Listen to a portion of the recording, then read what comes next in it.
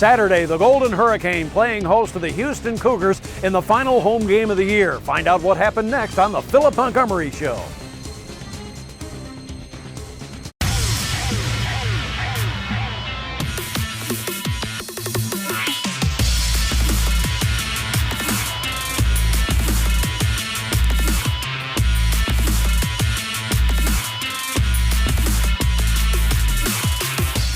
The Philip Montgomery Show, brought to you by St. Francis Health System, by River Spirit Casino, and by Pepsi. Now your host, Bruce Howard.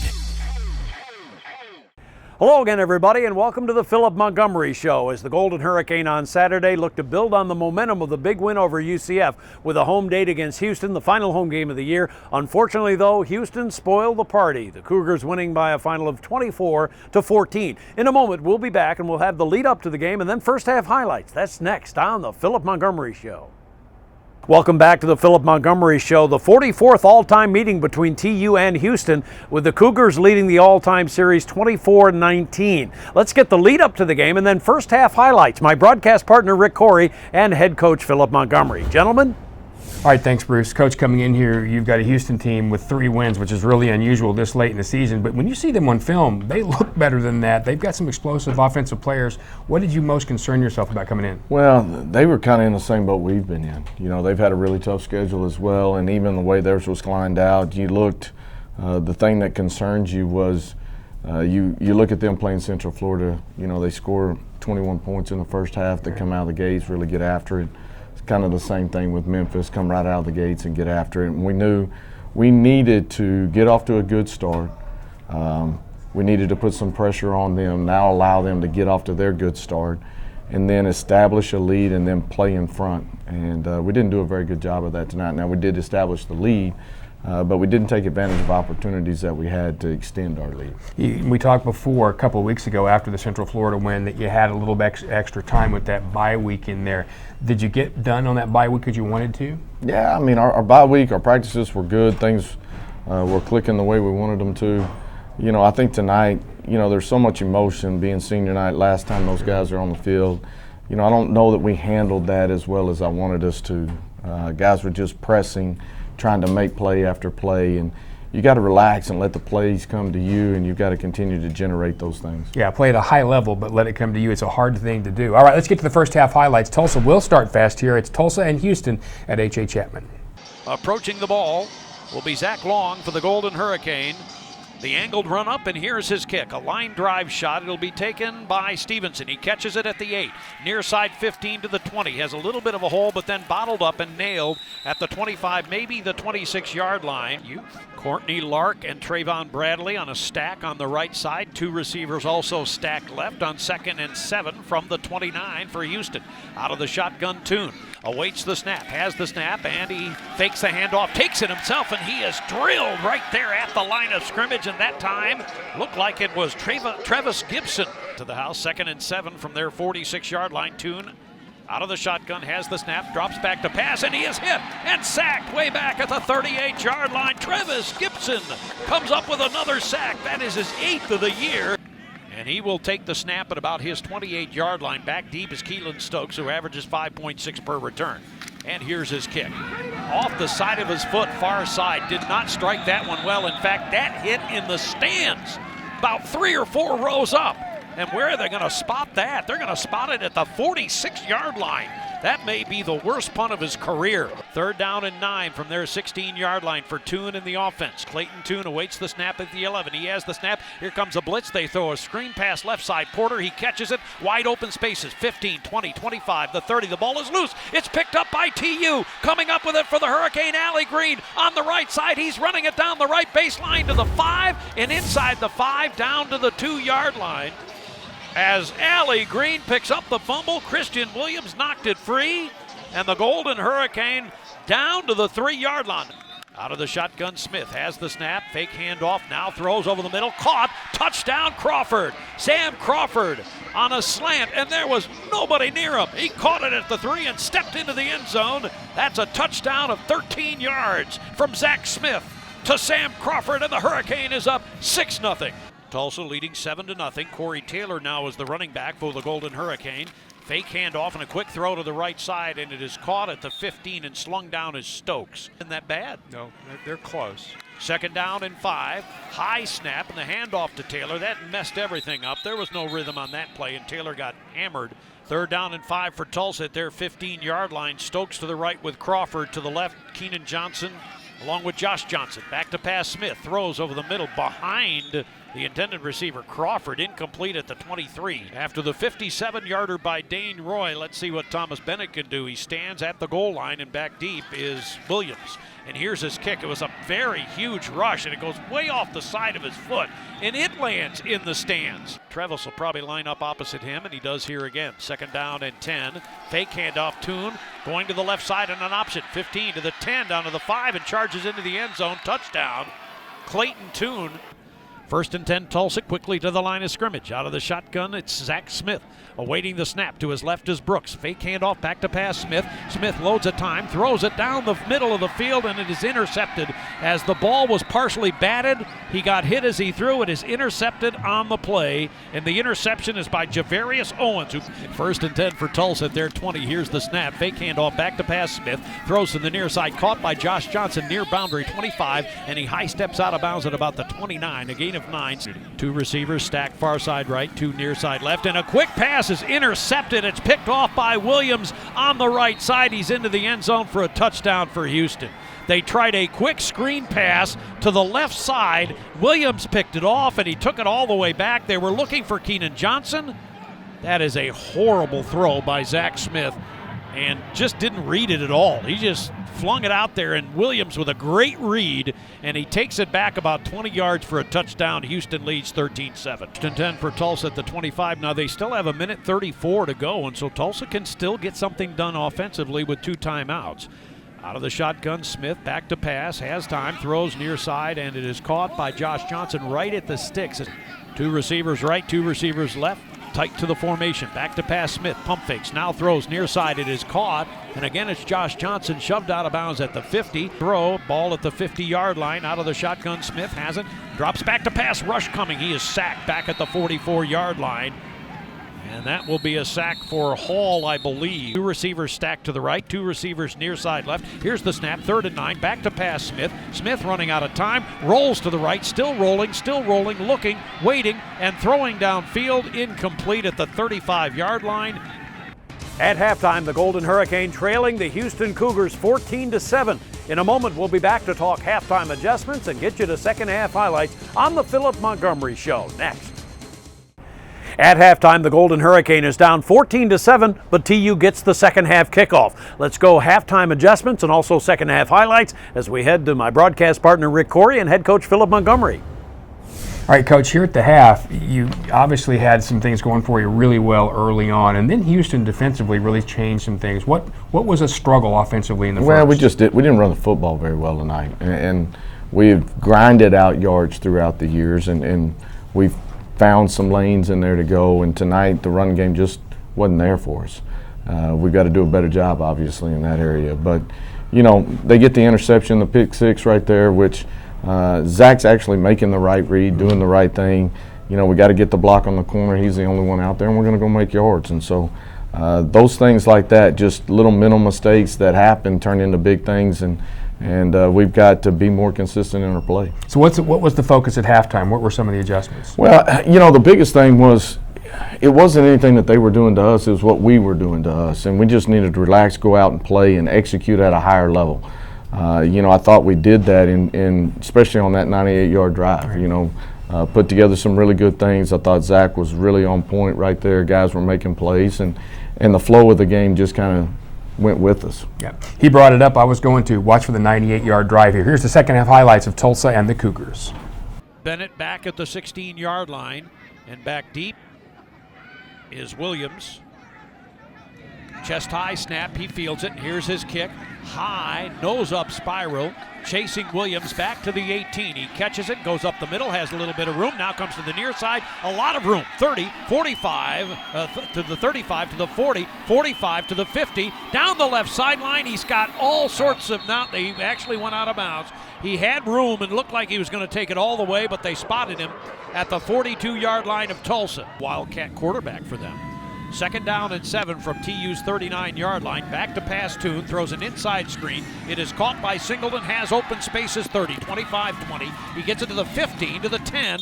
A shake and bake move. Left, watch the tight end, Trahan also. He hasn't received a pass in this ball game. Here's the snap, fake handoff, a throw over the middle, batted down and nearly intercepted by the Hurricane, incomplete. Oh, that would have been a big one. They tried to get Singleton on a slant with a 23-yard field goal attempt from left to right. He is 17 of 20 on field goals this year. It's been very good. Snap is back, ball is down. Here's the kick on the way, and it is through there, and we have a timeout. The score is Houston 17, the University of Tulsa 7. So Tulsa will play from their 2-yard line. Wilkerson is the setback to the left of Smith. Fake handoff, throw over the middle, caught by Stokes. Stokes outraces a man to the 20, to the 30, 35, 40, 45, to the 50, to the 45, and yanked down at the 38-yard line. The Hurricane with a huge play all the way to the 38-yard line, and he was that close to taking it to the house as Owen saved the touchdown. It's 1st and 15 from the 41 of Houston. Here's the snap and a fake handoff back to pass Smith. Throws over the middle, caught by Crawford at the 25 down to the 24. That's going to be a gain of 17 and a first down for the Golden Hurricane. He has the snap and drops back to pass. Loads of time, throws over the middle, and it is caught at the 2-yard line, down to the 1, and it is Crawford on the catch. Sam Crawford with the reception for the Hurricane. Bunched formation again. 4th down and 1. Handoff, Wilkerson leaning forward and in for a touchdown. So Tulsa jams it in, and finally they crease the goal line. First score for Tulsa since the first quarter of play. And TU gets it done, banging it forward right up the middle, from right to left, from south to north, and Tulsa down by 3 now. High end over end kick and fairly short. Stevenson takes it at the 6-yard line. Left hash mark now to the center, the 15 to the 20, 25, 30. Big time run back.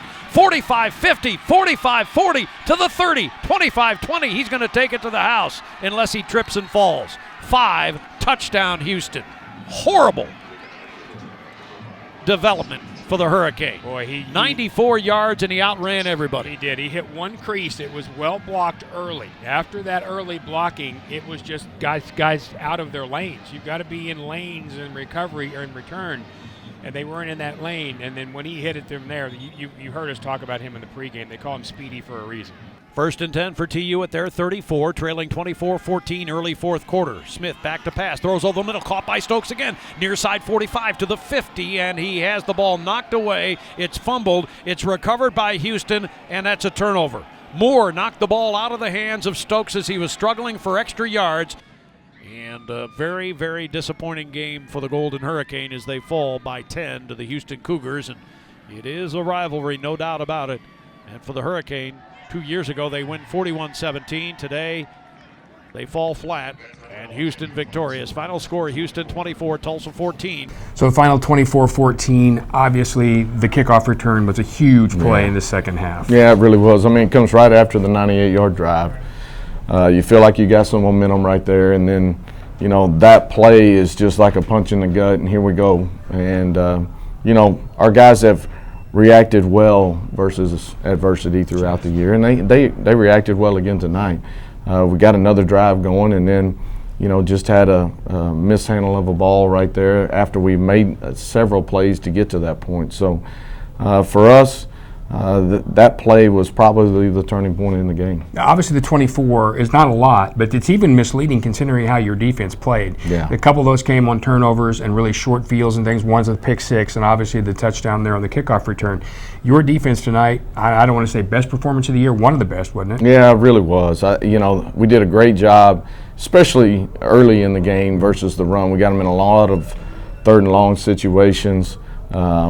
You know, they got us on a couple of screens here and there, but, you know, I thought after we saw the first one, I thought our guys did a nice job of reacting back to those, and we got them in adverse situations. You know, they're eating the clock and doing all of that part of it. I mean, I think we ran 68 plays to their 50-something, but time of possession was just as opposite as that as well, and so I thought our defense played outstanding throughout the game. All right, so one more of these to go. That'll be against East Carolina. We'll talk about that one when we come back on the Philip Montgomery Show. Welcome back to the Philip Montgomery Show. In our feature segment here today, A special look at TU equipment. That's right. How do you get all of the equipment from one place to another? Well, we find out with this special report. A common military phrase used today is man, equip, train. While head football coach Philip Montgomery is in charge of the first and third, that word in the middle, equip, is the bailiwick of Director of Athletic Equipment Ryan Robertson. I oversee all of the athletic department's sports teams and equipment needs. I have a staff of 2 assistants that help me oversee a good chunk of the sports. I individually operate out of the equipment room, and I oversee football, rowing, women's golf, as well as the other support staffs. But make no mistake about it, Robertson's primary mission is to make sure football is taken care of. With its 85 scholarships plus walk-ons, along with coaching staff and support personnel, clearly the largest group in the athletic department to equip.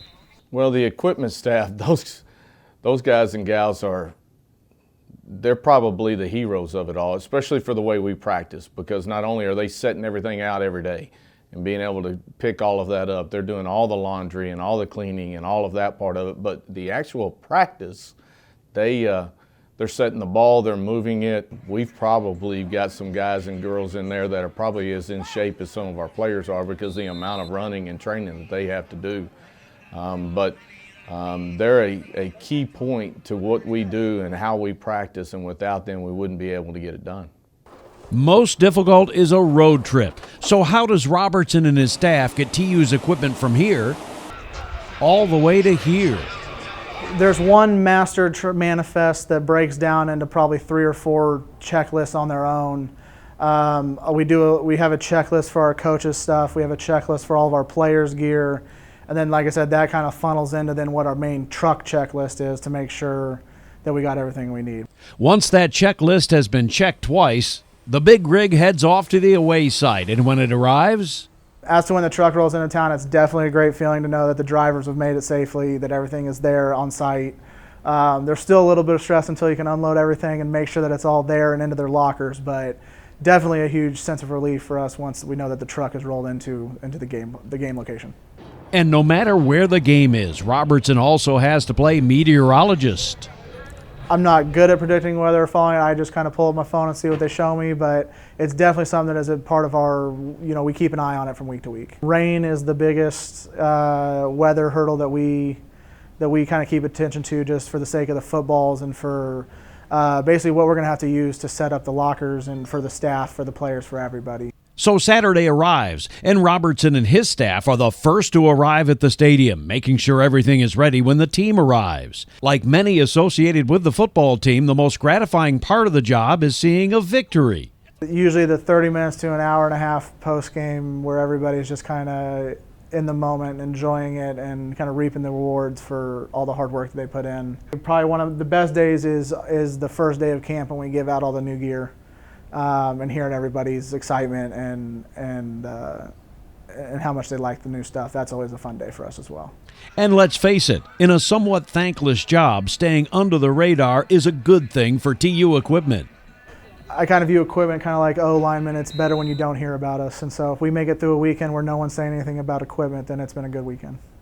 More on the Philip Montgomery Show in a moment.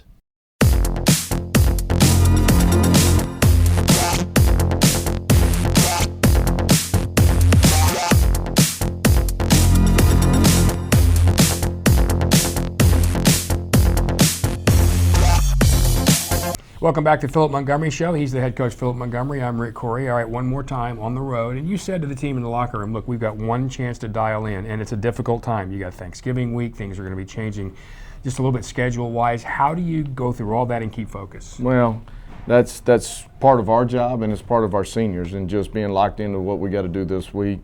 We've still got a lot of pride to play for, and a lot of that talks about the name on the front and the name on the back, and both of those things are important. So want to send these seniors out in the right way, want to finish up the season in the right way, and pride's going to be what we're dealing with. And it's an East Carolina team. I know you haven't seen a lot of them. I've seen them play a couple times. I'm sure you have too.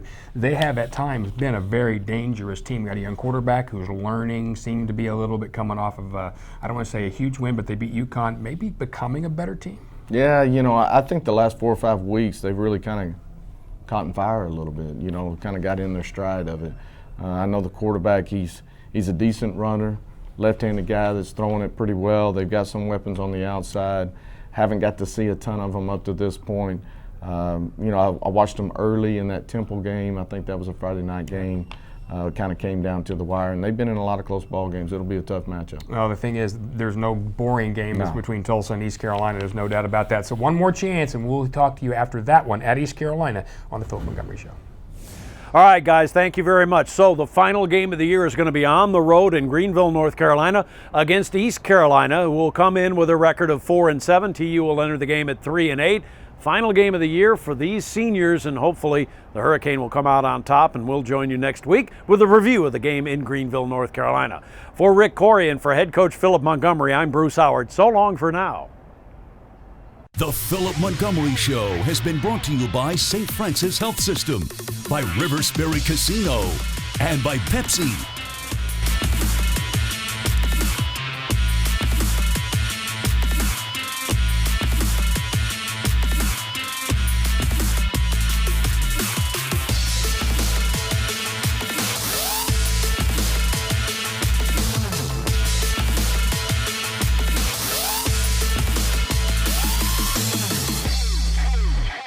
The Philip Montgomery Show has been a presentation of Golden Hurricane Sports Properties and a Kane Vision production.